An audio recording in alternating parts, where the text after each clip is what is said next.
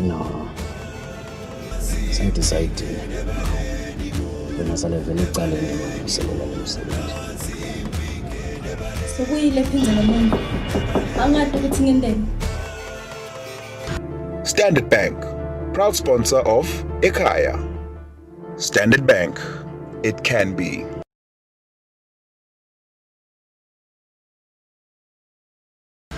Standard Bank, proud sponsor of Ekhaya.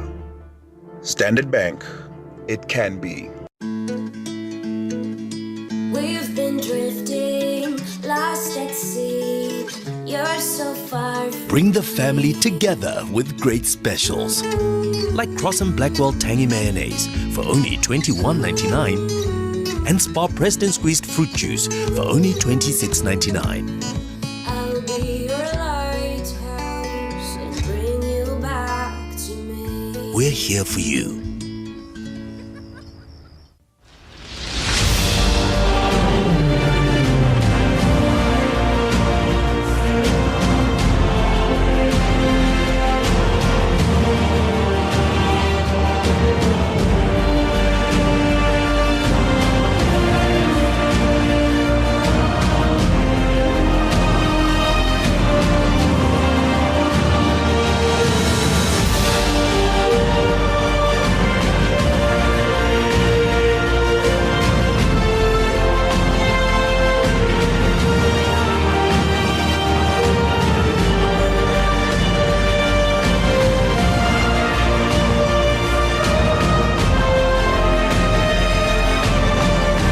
You are watching Eswatini TV. Sibuko seMaswati.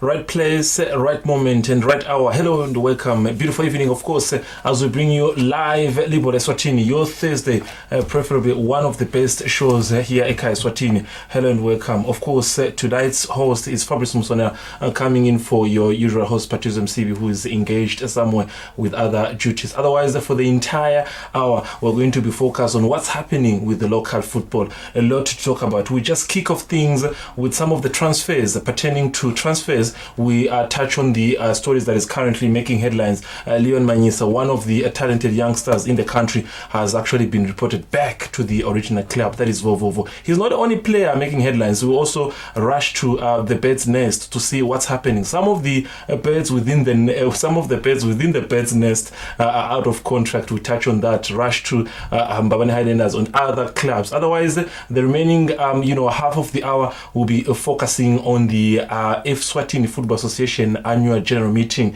There was an AGM over the weekend. A lot of things were highlighted. Part of the things that maybe you and we wanted to hear about this AGM. As a viewer, you want to understand, when is football returning? When is it going to be back to our stadiums? Are we allowed to go there? You and I as supporters, all those things are going to be here live on Eswatini TV. However, you will be part of this discussion, as when we enter the discussion, of course, you'll be able to get the number, pick up the call and be part of the discussion. I'm in the company of Linda Dlamini, the usual analyst, Walaikaya Stautsinza Tongeretinzawa, in our studio, and you also be part of the discussion. Nguvusele Dlamini.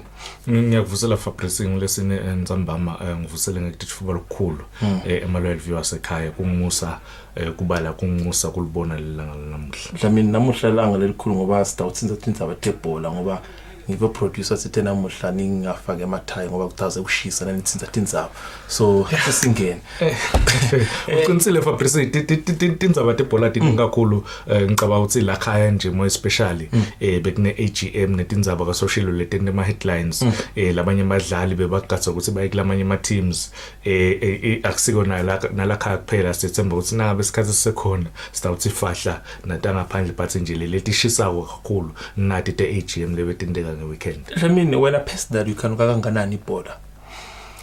Usayigcina bo March. This is July. How have you missed football? Fabrice ungathi ubuta cishe inkombi yema-loyal viewers batokutshela ukuthi ibhola vele bayikhanuka bayikhumbule kakhulu nami lokufana namekhathi ibhola ngiyikhanuka kodwa ngihlale ngisho ngithi lokuhamba phambili impilo yemuvu noma inhlitiyo ingakufuna kanganani kwayo kodwa naku lesibhekane nako nyalo lengcinamba lesibhekane nayo nyalo lokuyi COVID-19 kusamele ukuthi iye ingcina noma isigogololo kumkhathi sibuyela etinsimini. All right, Master mina nawe siyestiwa nesitenza tindzaba thela amanye ama sporting courts namuhla ibhola. Now let's kick off things, of course, with the transfer markets that is happening. Shokuthi nasithi transfers ngilokushintsha na kwe badlali bacama kulamanye ama teams baya kulamanye ama teams, all the details. Now currently Master lenzaba le singasho ukuthi iyashisa indzaba ya Leon Manyisa Master, when you look at him at his age, sesisho ukuthi in Europe when a player is at his peak, sesibabona bo World Cup bobani baqala kwakha ama headlines at early age, and ngasho ukuthi performance at the end of the day igcine ilimala because the player then gets to be ahead of his performance ngoba bakhuluma ngaye kakhulu. Currently Manyisa, he's one of the talented stars in the country, but news surrounding him now, we have reports ukuthi sobuyele good original team Vovovo. What do you take in this whole issue pertaining to Manyisa? Fabrice itindzaba lesitfolile sitawukhumbula batawukhumbula ema-loyal viewers ukuthi ngalesine lophelile sakhuluma na communications wemba neswallows washo ukuthi tingcoco labanato namanyisa tik advanced stage lokusho ukuthi beti ngasho ukuthi almost a done deal. Ngaveta ke mina ngathi even na last time before ahambe Manyisa banemba neswallows lamaqembu langithu bese avumelene bese kushoda nje lama personal terms lokuvumelana kwalomdlali nalama parties lang2 kwangendeki ke lokuhamba Manyisa kuManzini Wanderers nanyalo ke Fabrice tingcoco bese njoba ngishilo ukuthi washo communications ukuthi it's almost a done deal bese kumele ukuthi unveil. Unfortunately bagcine bangakhona kumsayina Manyisa is back kuVovovo FC lapho khona vele angumdlali wabo lengingasho nje ukuthi akagcina angakhona kusayina imbabone Swallows itolo nakuthandi asadi ke ukuthi emalangeni latako batawuvumelana batawukhona ku personal terms kuvumelana ku. I'm a bit worried because Natsi, I think as Tinsa said, I think we have that privilege ukuthi sinike live information ukuthi kwendekani. So if bese kubane lushinjwa kanje live at some point maybe batawucabanga ukuthi we are cooking something that don't away on a personal capacity. Masa sesa ukhuluma Manyisa, we had a discussion here Tinsa Taga TV asikhuluma Taga TV. We had a discussion with him uthi yena currently uthi team vele he didn't have a team. But the agreement between Yen and Manzini Wanderers, of which Vovovo and Manzini Wanderers, signed on the 5th of January 2020. Yeah, Shogutsi, whenever he's going to be sold, the first team to get preference in Manzini Wanderers. Yes. This same institution talked to Manzini Wanderers general manager, Bongani Banyaza Mhlolo. Usite Banyaza khona lemvo bayendawo currently, of which they had an advantage of us to buy him. Reports coming from other sources, of which you also had an advantage to have them. Bekuthiwa itolo Manyisa is going to be unveiled as a Mbabane Swallows player. Highlanders camp also had information prior because I'm looking at the players psychological now. This is one of his best free kick, I think. Beautiful. Look at the finish. I normally see this from the likes of Kevin De Bruyne in Europe. But if you can see a player like this at the edge, I think he's under 20. In terms of Wutsi, there's too much going on around him. Fabrice, a very, very talented young boy. Ngicabanga ukuthi lama headlines ngingasho na leliviki leliphelele ukuthi lomnye umdlali bese sekuyamlimata ukhuluma with the likes of Walcott bakha ama headlines at LH bangakhona kufika kulawo ma expectations ukhuluma Anton Martial wathi nakasuka kuMonaco ya Manchester United wakhe ma headline kwase is the next year Henry but akayanga World Cup akayiwina ngeWorld Cup ukhuluma ngaNeymar nakasuka kuSantos aya ku Barcelona. Yes, wadlala Neymar but not well, not ngalelizinga bebambeka kulo. Ngicabanga ukuthi kuyam affecta umdlali linakata kwa ema headlines ubuta ke Fabrice ukuthi kahle kahle ubelonga kuphi sakhuluma thina ne director last week yakhumbula test days na parties ne director evovovo yasho yathi manyisa ngomdlalo wabo une contract kubo imanzini Wanderers bebayibolekile bebayiphe in fact wathi bayiboleka mahala ha imanzini Wanderers ukwasho yena umphathi evovovo wakhulumela yena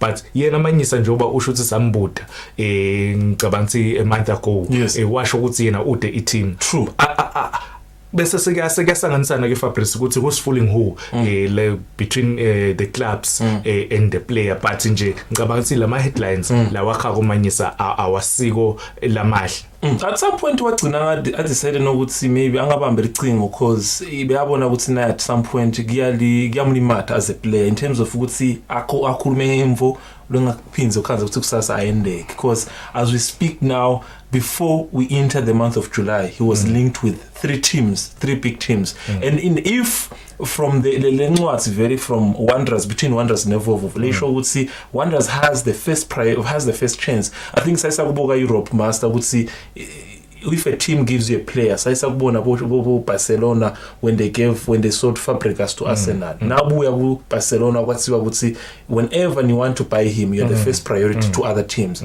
so Wanderers decides whoever they are standing were not taking him so now he's back to Vovo but now in terms of player perspective before we move to this topic master ukuthi yena as a player now back at Vovo singaphinze simbuke at the same level the performance besimgathe kuye angaphinza perform the same way ngicabanga Fabrice ukuthi angakhona perform more especially ngalothi Vovo ika first division yalo la ngqondweni yakhe sobuya kudlala nase Europe work nema headlines i Madrid yake yam scout yamlandzelela eSouth Africa lamanye amaqembu lamakhulu bekamlandzelela ngicabanga ukuthi kungamlimata engqondweni because ngalesikhathi leso umdlalo sokutshela ukuthi uyakulenge i-team lenkulu and ufuna kuphumela ngaphandle ukhuluma ngabadlali uyabekisa Fabregas wathengwa eArsenal ku Barcelona academy ye Barcelona waya ku Arsenal wadlala ku Arsenal yasina semthenga back eBarcelona basi le contract beyithi nangabe iBarcelona we never sifuna kumsayina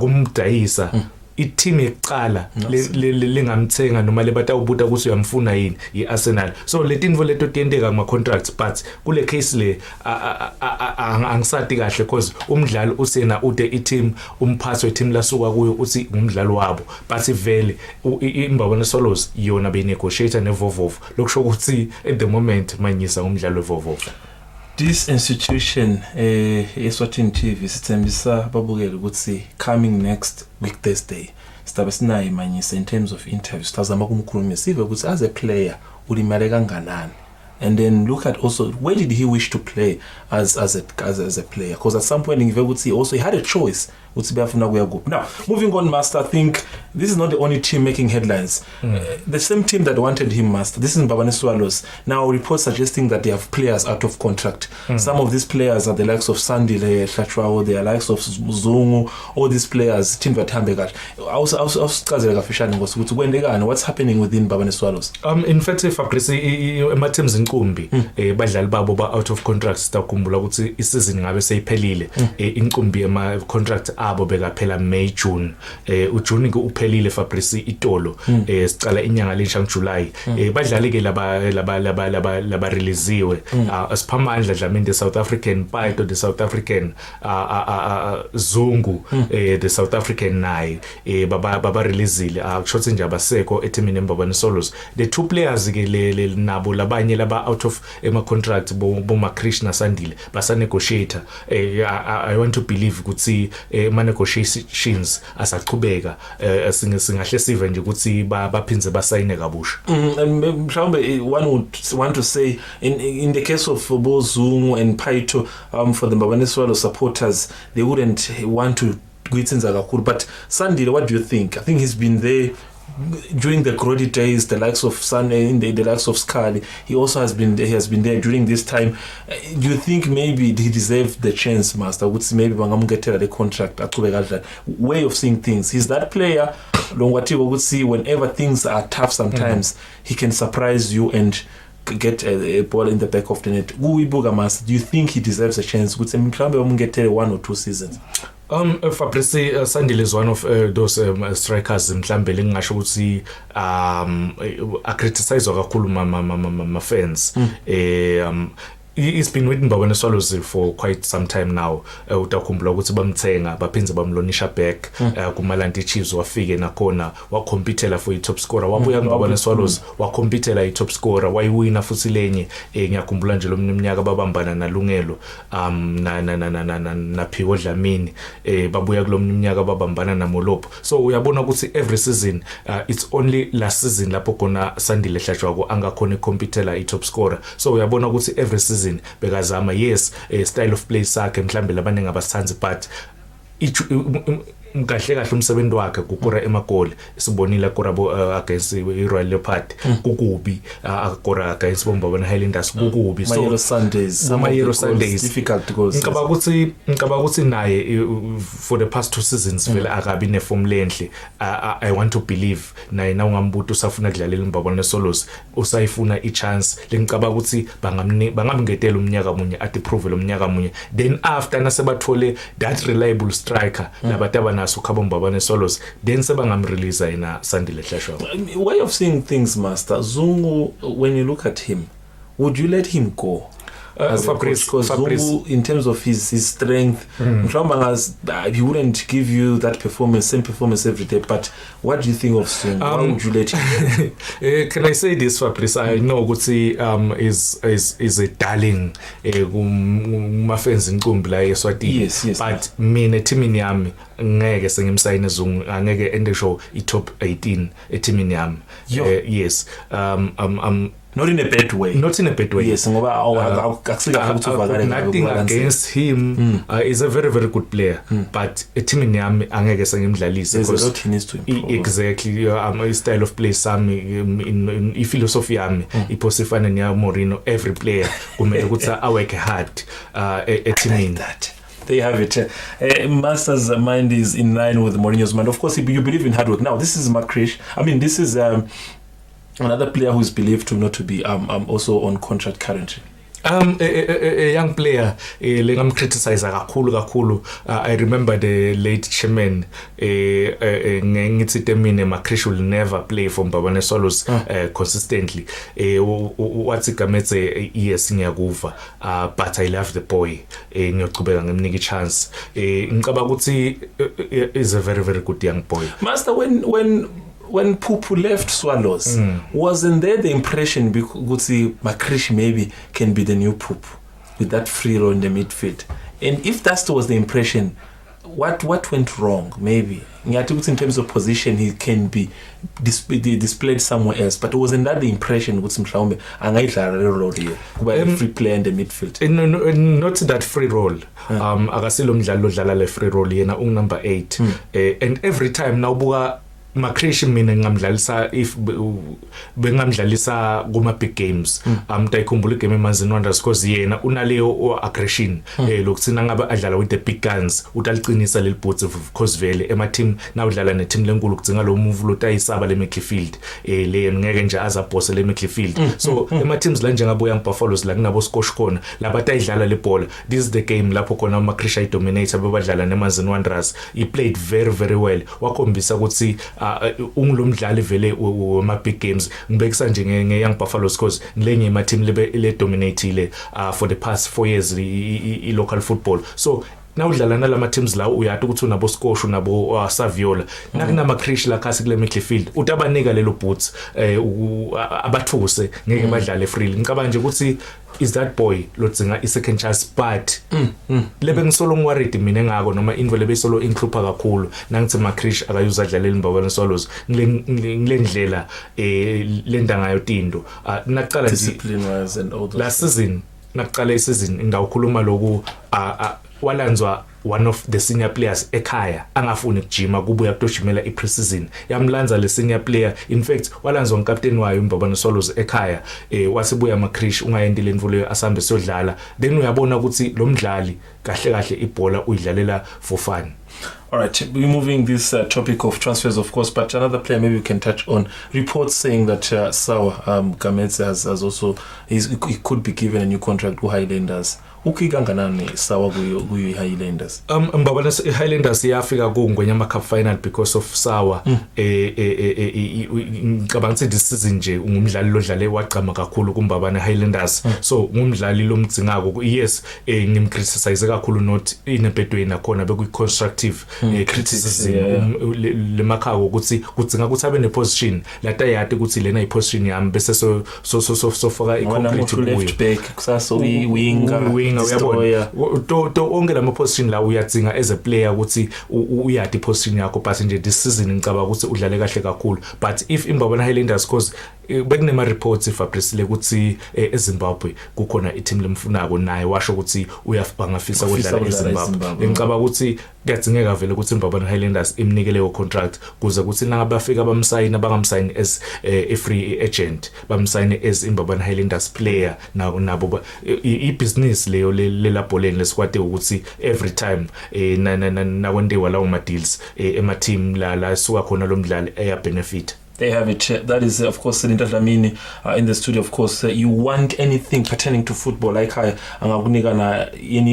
explanation to what you want to understand. Now, that was a corner where we're looking at some of the transfers, what's happening locally pertaining to the players. Now, entering to the biggest event of the weekend was the annual general meeting where different issues were discussed. We talked about how now the Football Association is looking at when can the league or football activities resume. We talk about club licensing. We talk about different speeches that were made. All those things took place in the annual general meeting of the FA, which is the Eswatini Football Association. Before we tackle those issues, we take a short break. When we come back, and of course you'll be allowed to join the discussion, and the number of course is going to be on the screen where you'll be calling in and just tell us what you think. Should football activities, should the league, should anything pertaining to football return anytime soon? You're going to tell us, of course, when we come after the break, because the screen is going to be yours. You and I will be together after the break.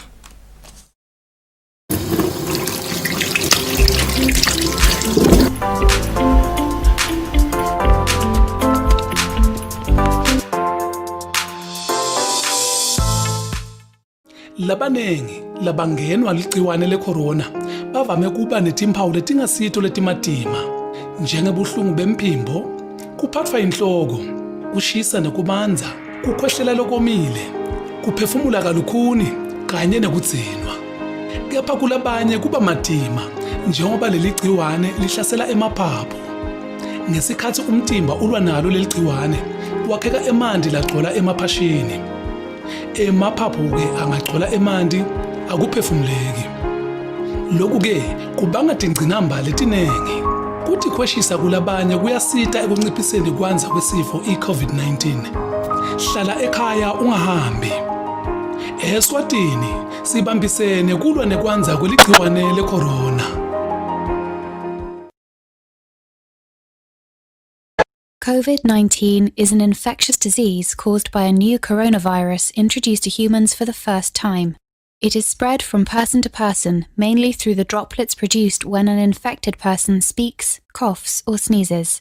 These droplets can land in the mouths or noses of people who are nearby. These droplets are too heavy to travel far in the air. They only travel approximately 1 meter and quickly settle on surfaces. This is the reason person-to-person spread is happening mainly between close contacts. The exact time that the virus can survive on surfaces is not yet known.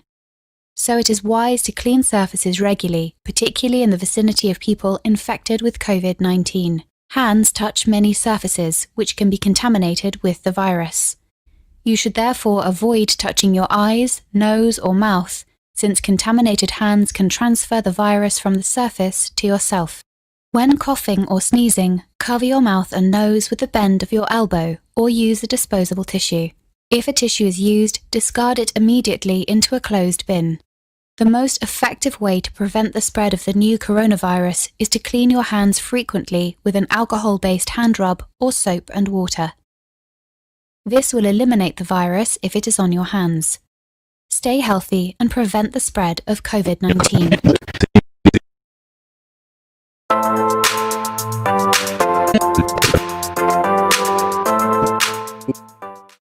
Welcome back. Of course, this is Libhola Eswatini on Thursday. The date is the 2nd of July. The year is 2020. Hello and welcome. And of course, those who are joining us on YouTube platforms, we say it's a beautiful evening. Do not hesitate to always be part of this discussion on Thursday. Don't forget, of course, to subscribe to make sure that you are always available and be part of the show whenever it is live. Now, before we took a break, I highlighted that now we're going to be focusing to what took place over the weekend. Over the weekend, there was the annual general meeting of the Football Association. A lot of things were touched on, but I know for sure that what you want to know as a viewer is that what's pertaining to when is the league going to resume. So this is where you also take part of the discussion to say what do you think. The number is already on your screen. You will take a phone and make a call, and whenever you make a call, please try to be far away from your TV or your radio so that the communication is smooth between us and you. And otherwise, you're welcome to join us. Now, Master, EFA being a AGM over the weekend, part of the things that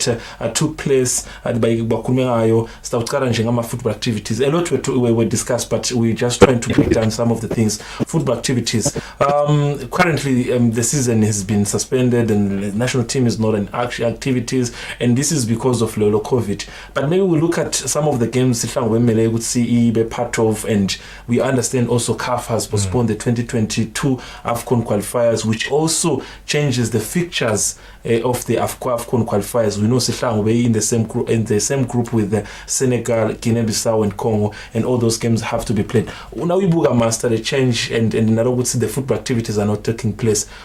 How affected are we? See, affected kakhulu Fabrice, nangithi sikhuluma ngithi nebantu bebhola nebalandzeli bebhola inqumbi eAfrika emhlabeni wonke. Usho wena nje Fabrice, even neAFCON ibese siyahlehlisa thakumula ukuthi AFCON bekumele ukuthi bekulomnyaka lotako seyingeke isaba kulomnyaka lotako nema qualifiers labeka kulomnyaka lolandzelako sahlehlisiwe. Ngicabanga ukuthi dinengile Fabrice leti affectekile vele. That's why nje mina bengikhuluma ngathi una ukhuluma ngeleague ngicabanga ukuthi nyalo nasingayicedzisa ileague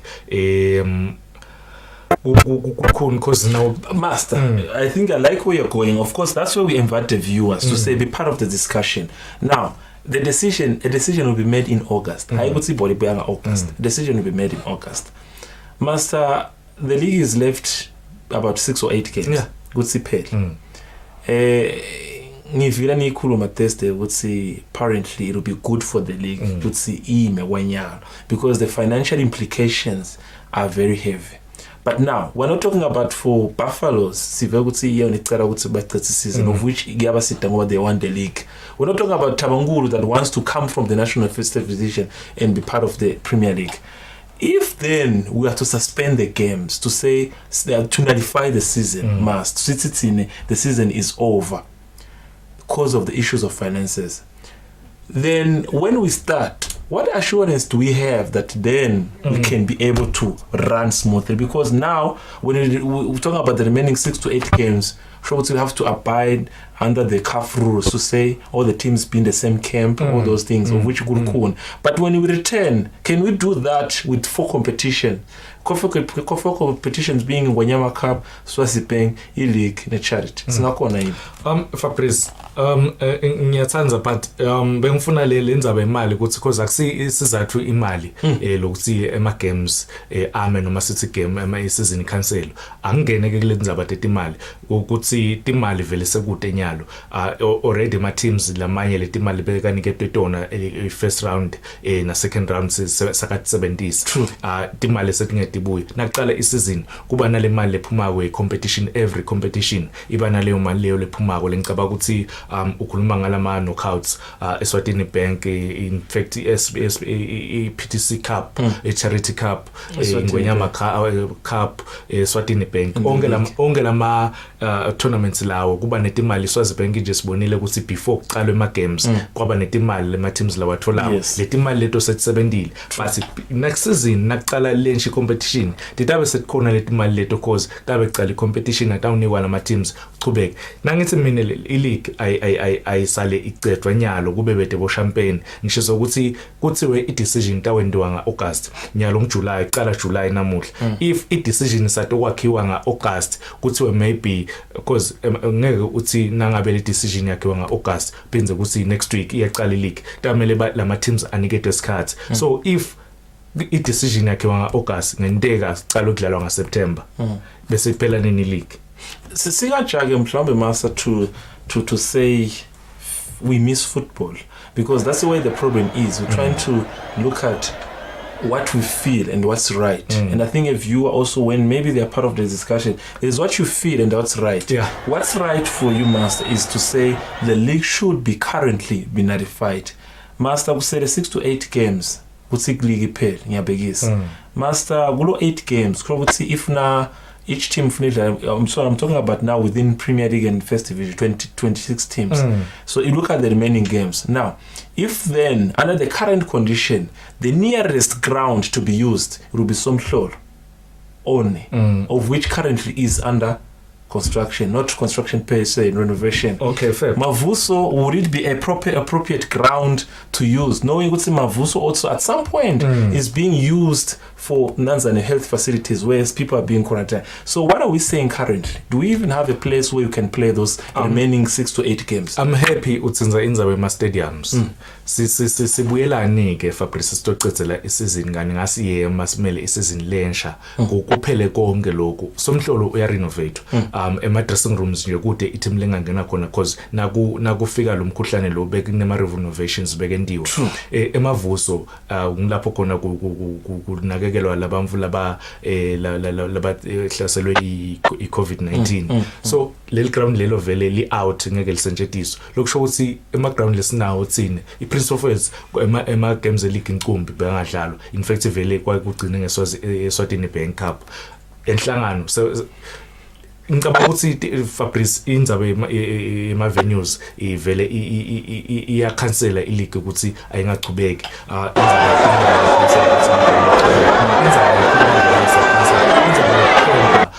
kukempa indawonye ngicabanga ukuthi leyo totally out siyathi ibhola la kangwane ngeke sikubalekele ukuthi kude ama teams la ngavuma ukuthi akempe ngiyabekisa ekwaluseni akempe abe ngu4 angeke baze bakuvuma ama teams la kangwane kempa ndawonye dinengile timvu It's tough because if then one teams come from Mayaluga and has to campaign babane the expenses and all those things, it's a lot. Kakhulu Fabrice ngicabanga ukuthi secondly badlali bethu incumbe abasebenzi lebhola umdlalo utawuphuma emsebenzini agijime campaign angeke kuzokwenteke. Now Master, we know part of the discussion, this is where maybe the viewers will come in to say should the season resume or not. Now let's say sihamba ngaleli nyawo lelo Master iyanalify the season. So Nasbuya, of which we don't know when, because this situation is not something we can predict. Nasbuya, how sure are we that now the conditions will be okay, that we can then move in the right direction?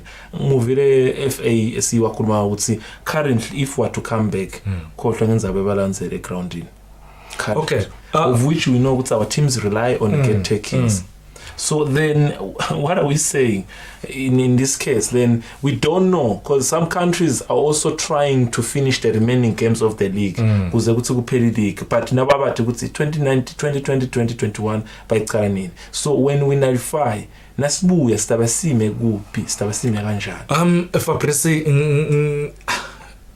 if sithinyalo iliga ayibuye icesele kulo 8 games. Sikhuluma ngama teams la thola leti imali through labalandzeli lababhatala we stadium. But Fabrice if isizini lensha iqala njengoba ngishilo ngathi kunemali etholakala kula ma sponsors onke lama tournaments la khona, then ke iPremier League kanye neFootball Association tabe sihlala phasi kule mali letholwe kulawo ma sponsors babese sebabuka ema teams if the big 3 athola imali through balandzela maybe 320 per month kudzinga ukuthi leyo mali leyo babese bawanika lama team bawa compensate because bona bebakhona kwenda leyo mali leyo through labalandzeli. Ngicabanga ukuthi lesizini lensha Wow, there you have it. And of course, one of the biggest issue that FA is dealing with is to say what people are thinking, Master Nglo would see, that money should always go for the Premier League clubs. And the Football Association in Ibuge close to 800 teams. From Premier League, National First Division, Super League, promotion, zone, windows, all those things are being included. Now, let's move also, of course, as we wait for some of the viewers to make their calls and be part of the discussion. Should the season be nullified or not? You are part of the discussion and the number is already on your screen. Now, we also look at Master in terms of infrastructure. We just talked about infrastructure. We'd see maybe in terms of stadiums. But there are positive notes, Master Singakulma Nyalo, in terms of what currently is taking place. Ukuluma prominence in a technical center. They are say Mkuzweni in the whole North regional area. You also talk about one of the area also you recently visited, Galang. Were you impressed? Not good see Football Association if they tell my estimation could see Mkuzweni on its own 23 million by September it will be done. We're moving on the right direction for Presi. If ukutaba nama technical center boma etinza when letinjeka bomkhuzweni cause vele ibola yalabantu kutsinga ukuthi iyele klabantu 23 million anyways asingangeni lapho kulabo 23 million ku technical center sidlula kwa stadium sa 23 million but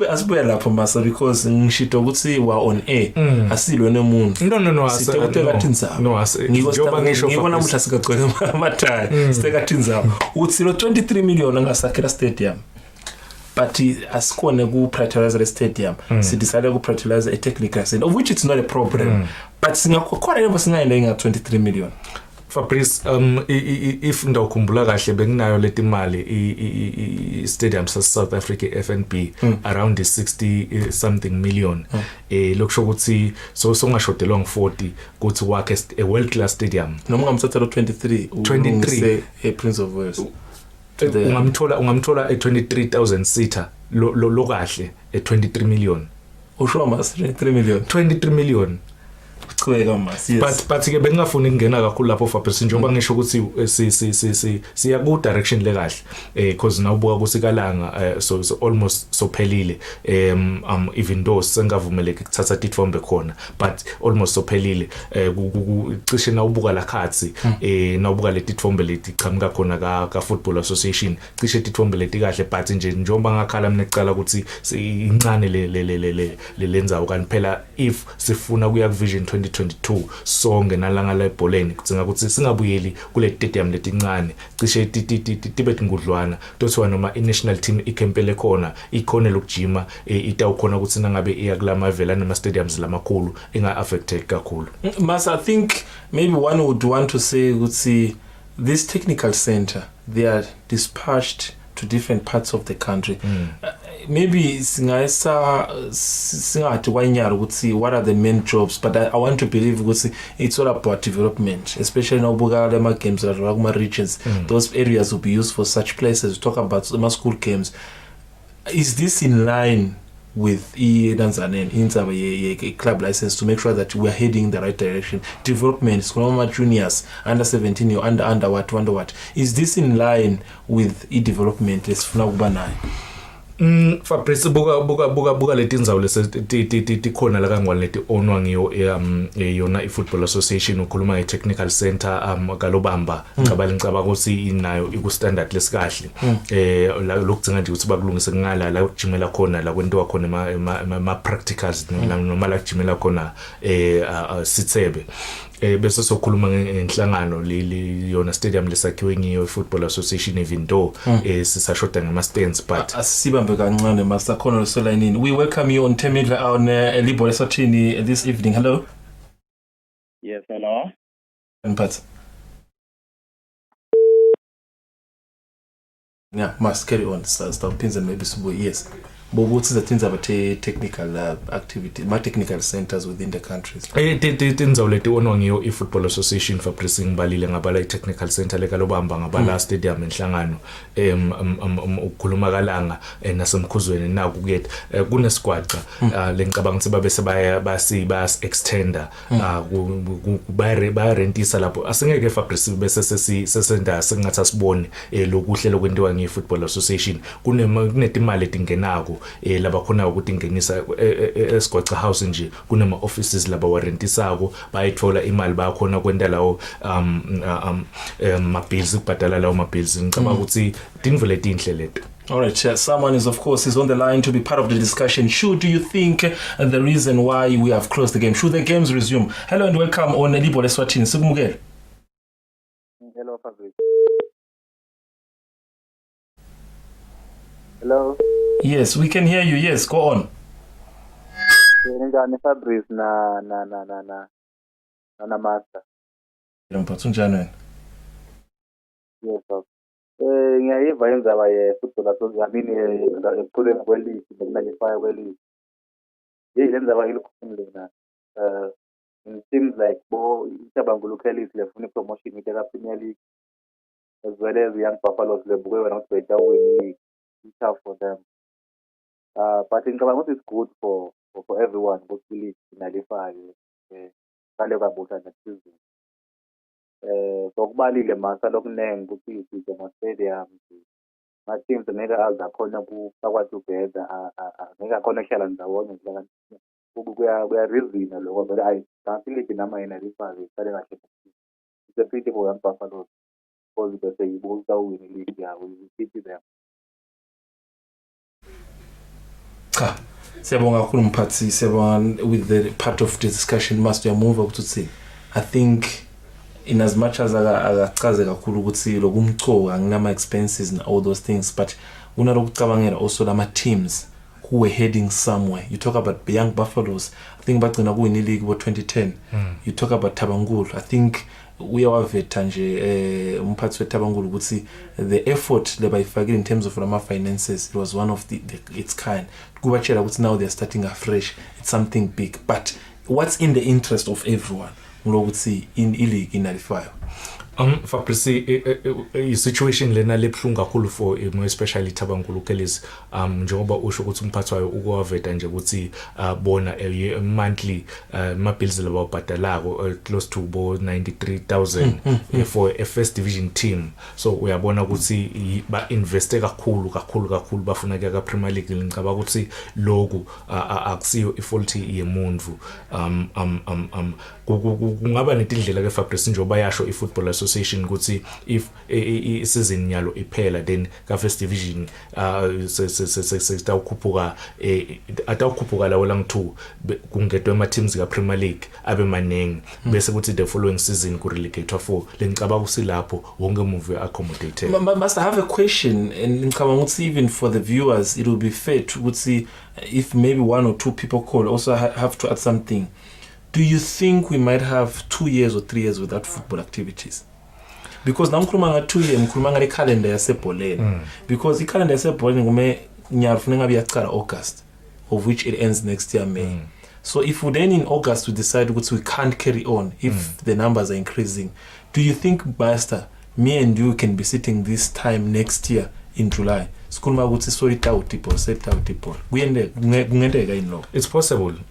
but only God knows. Someone is on the line, of course. Part of the discussion is to tell us what do you think about the season. Sigmugel.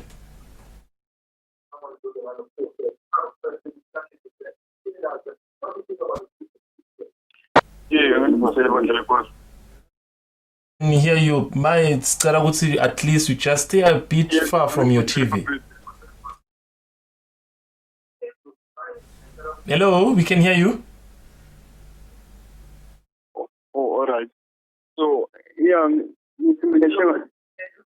ngisimileshe ngasiligi ngaqhubeka qhubeke limited labayishoko nje balanzeli 1 2 nalamaqembu azamenciphisa nembolo yabadlali nangabe kumbe ku18 abadlali sizame kwenda mfundo 14 and siyabonga nalabantu abasibukela iligi ekhaya Eswatini laba kwendile ukusupport emaqembu ethu ngetimali eziyabonga kakhulu kuloko laba kwendile because labanye abadlali nami nje kunaso sihlobo lesingumdlalo webhola ene besephetha kakhulu. Siyabonga. ungahambe ukuthi mhlawumbe ichubeke le league iphelele imidlalo. Are you considering mhlawumbe ukuthi there are issues pertaining to the fact ukuthi now all the teams have to be in the same camp, the stadiums to use, we can't use many stadiums, sina to thinking of very tetingula uyakubuka lokho mphathi?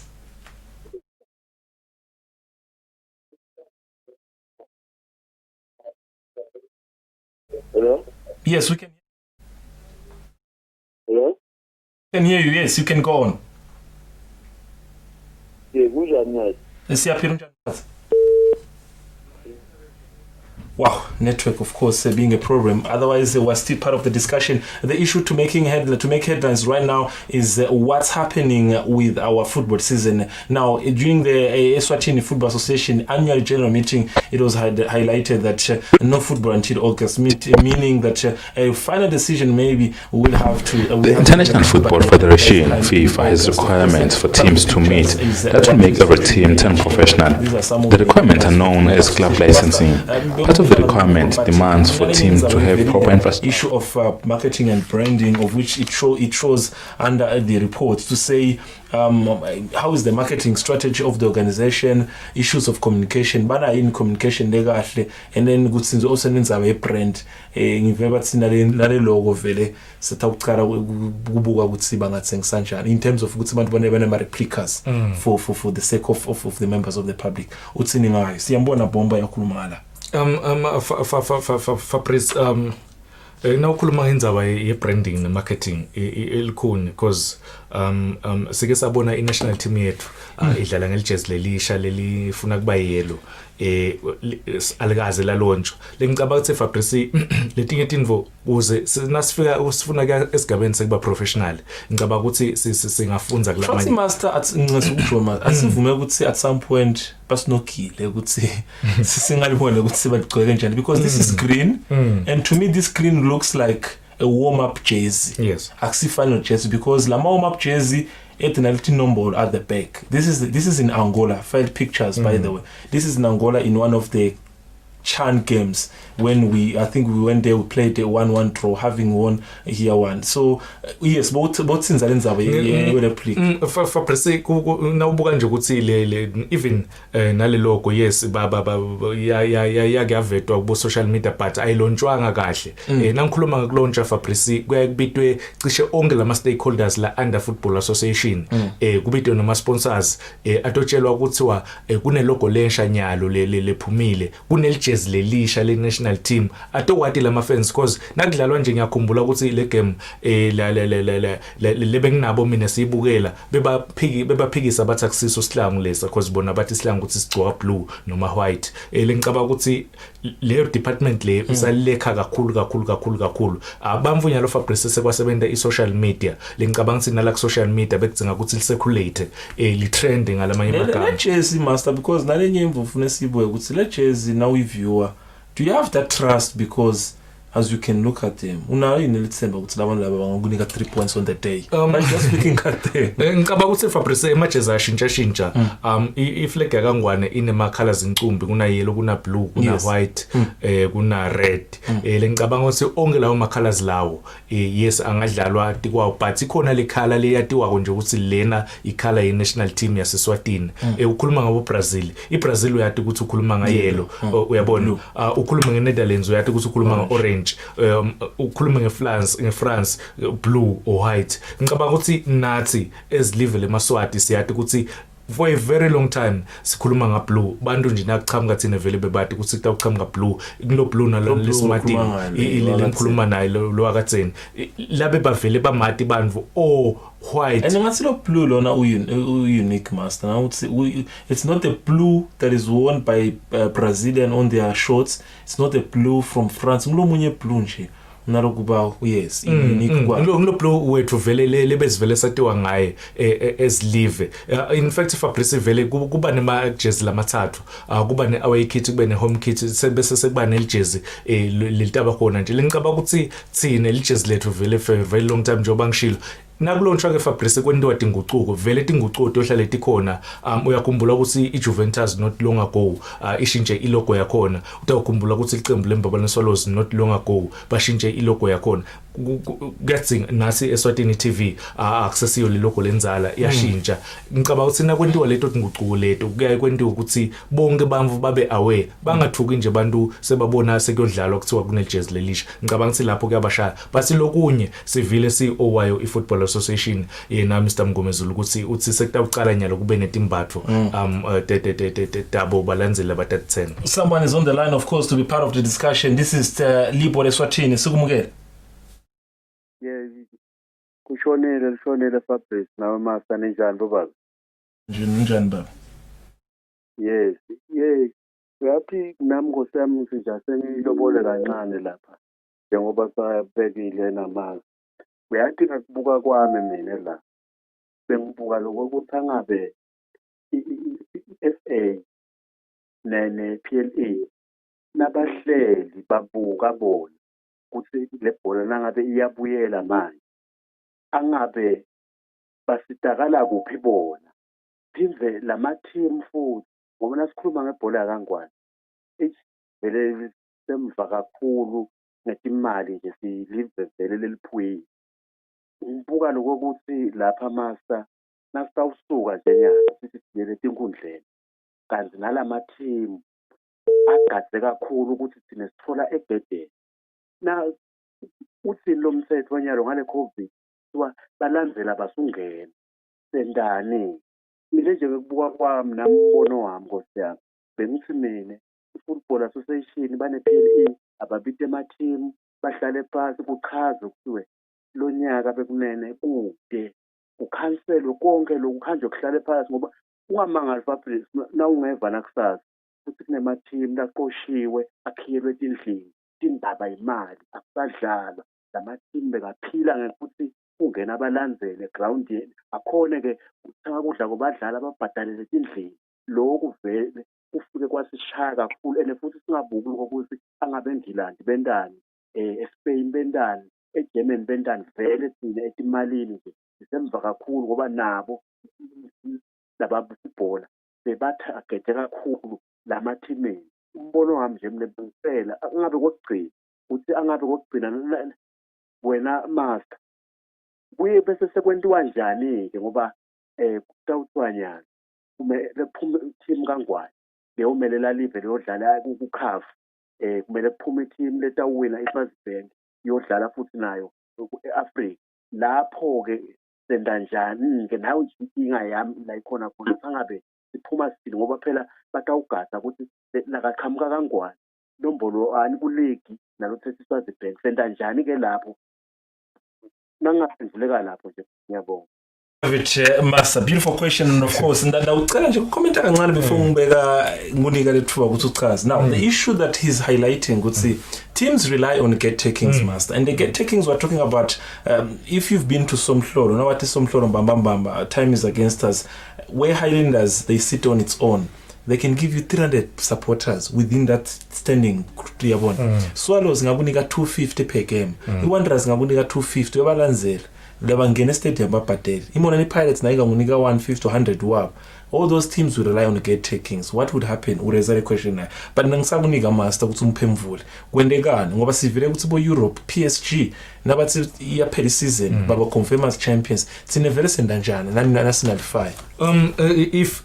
If isizini kuthiwa yana lifafa bese lokusho ukuthi bekude le season leyo isizini ya 2019-2020 lokusho ukuthi kude bo champagne lota represent kusho nje iGreen Mamba ma defending champions 2018-2019 e-league bese kuthi Eswatini Bank ema defending champions tawuchubeka yona iYoung Buffaloes because vele le season le ya 2019-2020 kusuke kude ngicabanga ukuthi nalapho kungaba fair Fabrice because umthetho ukhona no master ukuthi vele kwenziwa kanjalo nangabe le season inalifayiwe the previous champion in fact Fabrice iGreen Mamba ngicabanga ukuthi yes kube ne corona but they are the longest defending champions lengeke ngawabona ku local football over a year solo bama defending champions. That's actually a good thing. Solo ma champions. Solo ma champions. Abinyaro sine champions league but inyaro solo ma champions. Solo bona bama champions isizini ngabe seyiphelile lesibili but still nakuthiwa nje kubuyelwa ema games ileague inalifayiwe